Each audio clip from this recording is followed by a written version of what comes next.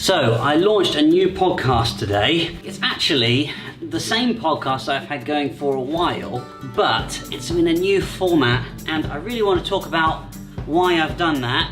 But first, I've got to go to hospital, get some injections in my back, because my back is killing me, and hopefully by the end of today I'll come out of today pain-free. That'd be nice, wouldn't it?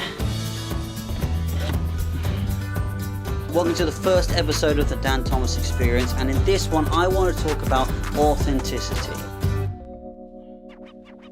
Now, I have running the Teamwork podcast for about a year or so, and then I kind of took a year off, and that was partly because I had really chronic hay fever and I couldn't really record anything. I kind of came back to it and I thought, actually, having started vlogging, I wanted to change the way in which I delivered my podcast. Originally the podcast was quite a polished, presented show where I would offer action tips and tricks and strategies, and it went down really well. I got some great feedback from it, but the more I talked to people, the more I found that they suffered more from motivation and confidence than they did knowing exactly what steps they needed to make. So I wanted to change the podcast so it was more like me, more into my life, more reflective of the conversations that I was having, and one where it felt like people were kind of with me and on a journey with me, and they could share other people's struggles, reflect them on their own, and that would help them.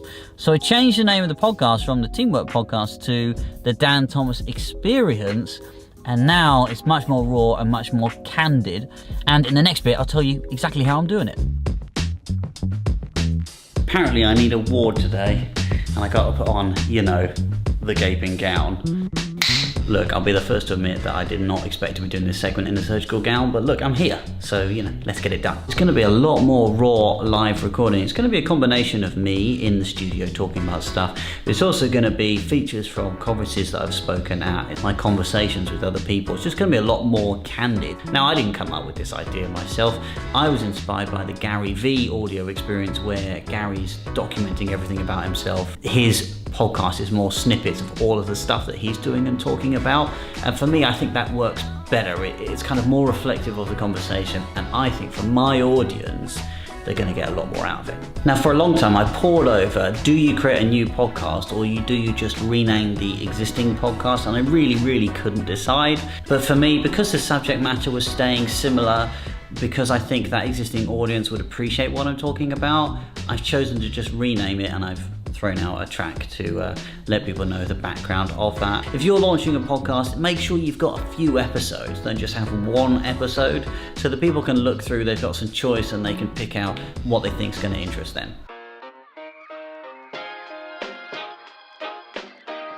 I didn't quite expect it would be like a full-on operation with a theatre, actually, so I have to admit that was a little bit surprising, but still, it's really important to be creating something that you are proud of, that reflects you, that you want to do. I'm connecting with what I'm passionate about and what I want to share, but also the value that I can offer my audience, and I think I can offer them a lot more with this new format. Are they all going to stick around? Potentially not. You might lose some people in that change, and that's not necessarily a bad thing, because the most important thing is it's got to be something that you enjoy and is sustainable for you going forward. People are genuinely interested in this stuff. I had quite a long conversation with the anaesthetist and the surgeon whilst I was having this work done, literally whilst I was on the table.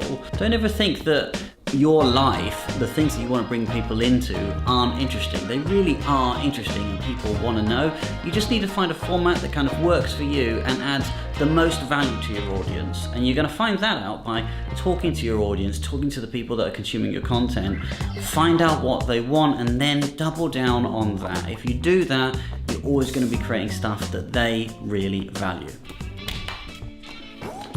Always bring an extension cable everywhere you go. You always need it. Sockets are never ever close enough to actually use properly.